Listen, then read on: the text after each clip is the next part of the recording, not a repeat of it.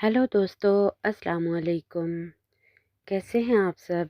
उम्मीद है कि आप सब ठीक होंगे। आज मैं आपको बहुत ही ज़बरदस्त चिकन जलफ्रेज़ी बनाना सिखाऊंगी, जिसके लिए मैंने चिकन ले लिया है आधा किलो और इसके क्यूब्स काट लिए हैं।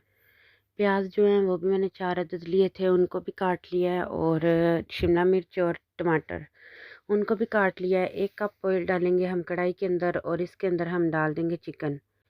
चिकन को हम इतना पकाएंगे कि ये ब्राउन हो जाए।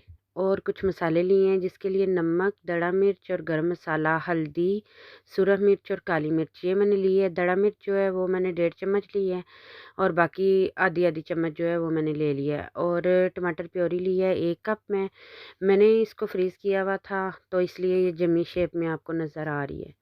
और जी प्याज डालेंगे हम जो है चिकन के अंदर और डाल देंगे टमाटर और इसके अंदर डाल देंगे हम शिमला मिर्च। हम इनको इतना पकाएंगे कि सब्ज़ियां जो हैं वो थोड़ी सी सॉफ्ट हो जाएं। माशाल्लाह सब्ज़ियों का कलर इतना फ्रेश लग रहा है ना। आप भी इसको ज़रूर घर पे बनाएं और अपने बच्चों को ज़रूर खिलाएं। चिकन जलफ्रेज़ी बनाना कोई मुश्किल काम नहीं है, बहुत ही इजी तरीके से बन जाती है। और सारे मसाले इसके अंदर ऐड करेंगे और जी टमाटर की प्योरी जो है वो इसके अंदर ऐड कर देंगे और 5 मिनट इसको पकाएंगे। थोड़ा-सा स्वीट टेस्ट जो है देने के लिए हम डालेंगे इसके अंदर 1 चम्मच चीनी।